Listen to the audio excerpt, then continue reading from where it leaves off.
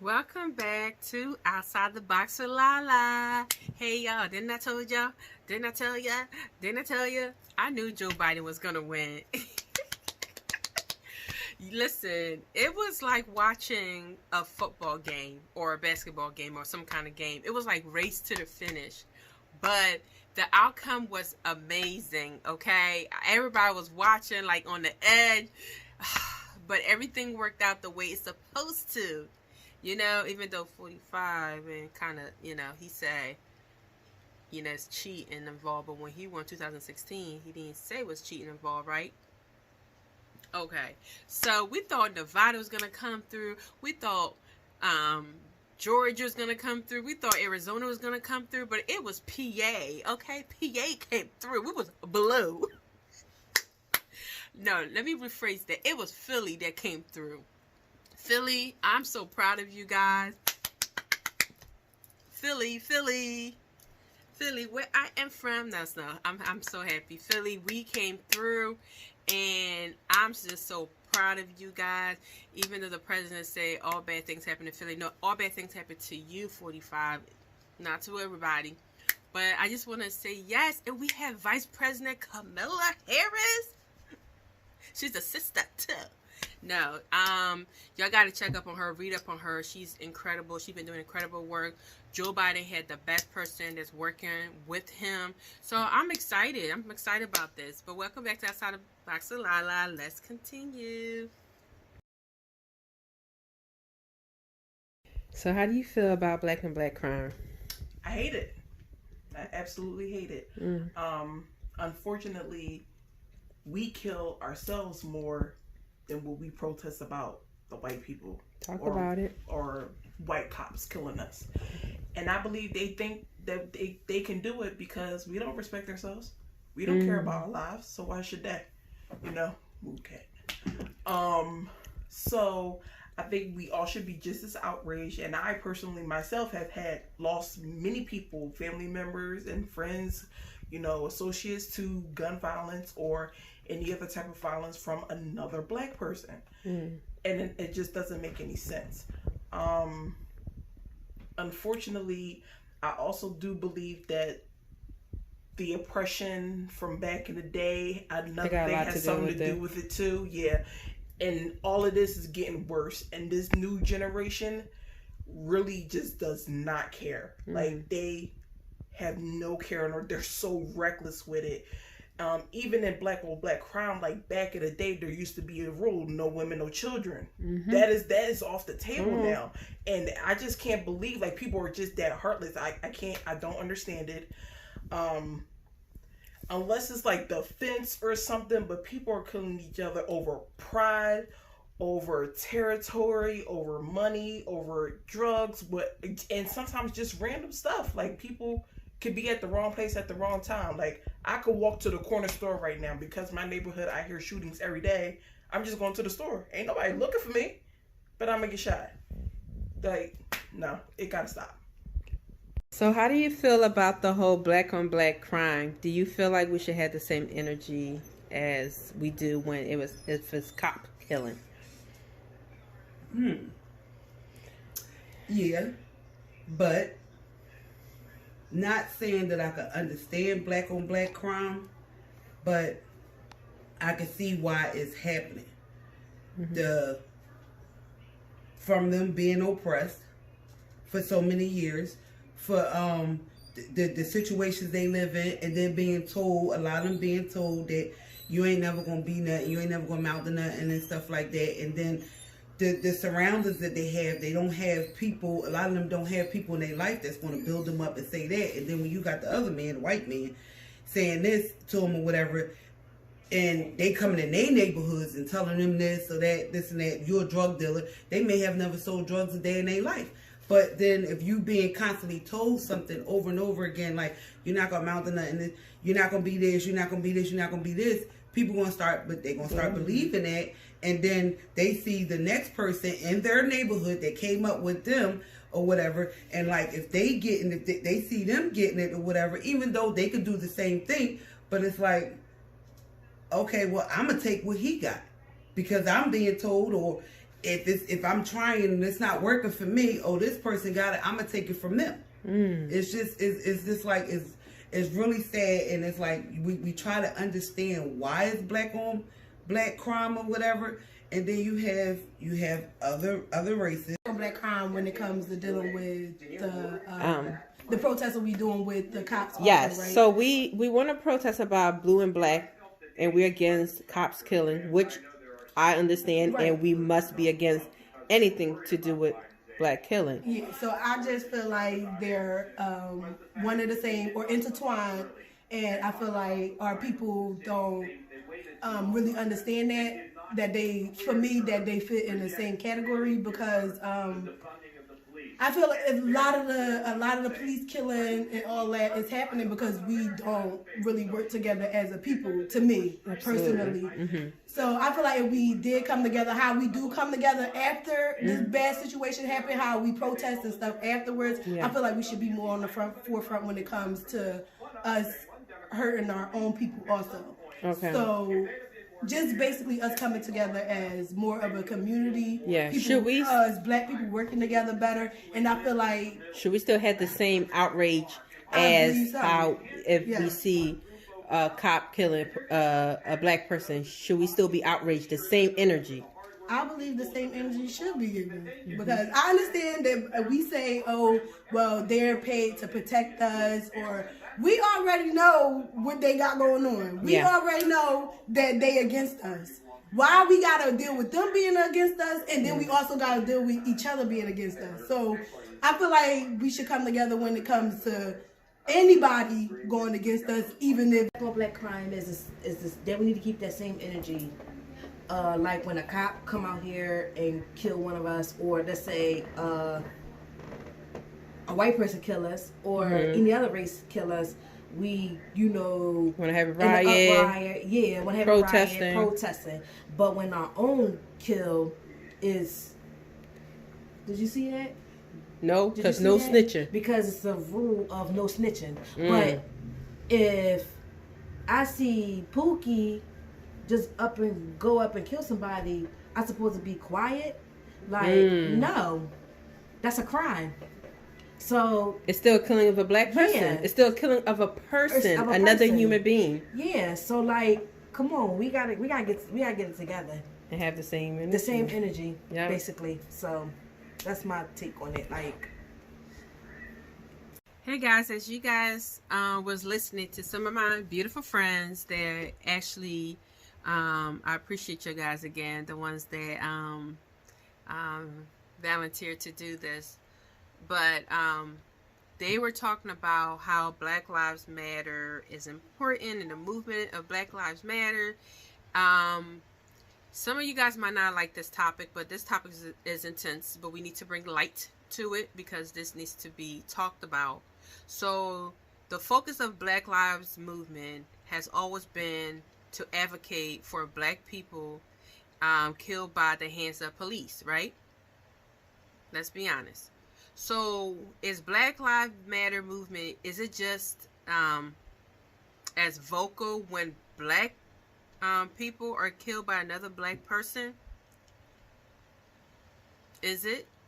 Are we outraged the same way when a black person is killed by another black person? I'm into the whole protesting because, see, I'm pro-life, pro-human, pro-life. So as you guys watch some of my girlfriends, they're pro-life too. It shouldn't matter about the race of the person. Why aren't we outraged the same way? Why is it not the same energy when it comes to another black person killing another black person? I want y'all to think about that.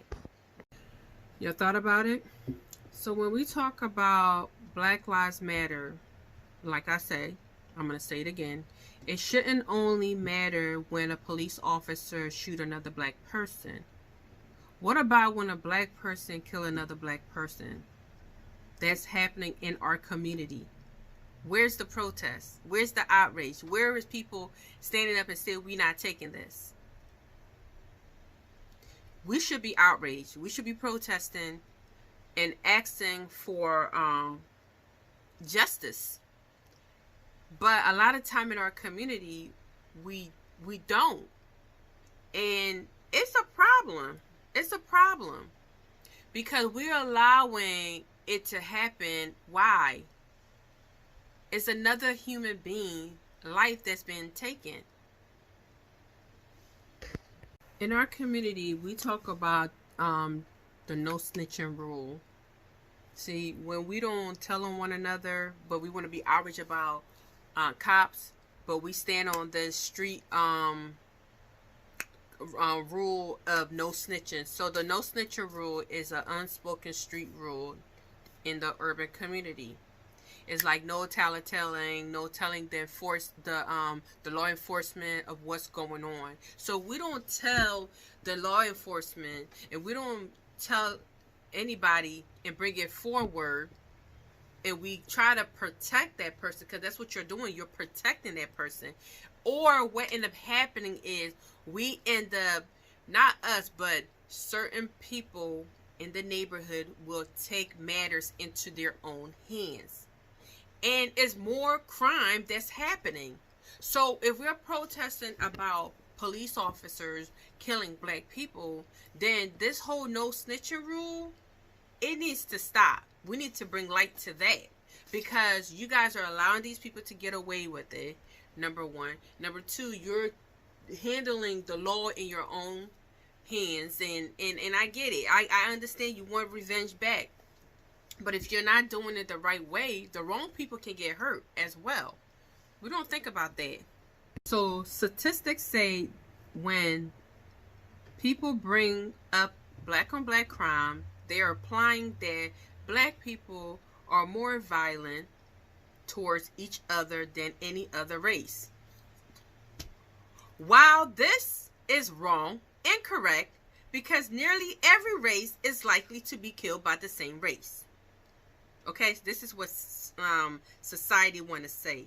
Sometimes because of society and statistic out there about black people, society tends to be more afraid of black people when their own race can also harm them the same way. Because at the end of the day, it's not about the color, okay? If it's another human being with an evil spirit, they can harm you. At the end of the day, human beings are human beings, no matter what color. Let's make that statistic clear. So it's not about black or brown, white, whatever. But this is what society want to say. So when you're black, they clutch their pearls when your own people can kill you. So it's not about the race. If you have an evil spirit, you have an evil spirit. So some of you might be asking, why did I talk about the statistic? I talk about it because statistic is not always clear. It's not always correct. Because it is something happening in a black neighborhood that's causing black on black crime. Black on black crime mostly comes from back in the day when it's slavery. When somebody tell you that you're not going to amount to anything, they say, look at the neighborhood you're in. Because of oppression for so many years, and somebody's telling you that you're not good enough, that can break somebody's spirit to the point that that person want revenge. Because any human being, we are very broken people, humans. And if you're going to keep breaking down another human being and yet you want them to accomplish, how can you want accomplishment when you're breaking them down? Look at what's going on. Most of the black neighborhood, especially the hood, they're not getting the right resources. They're not getting the education and just living a certain way is a problem.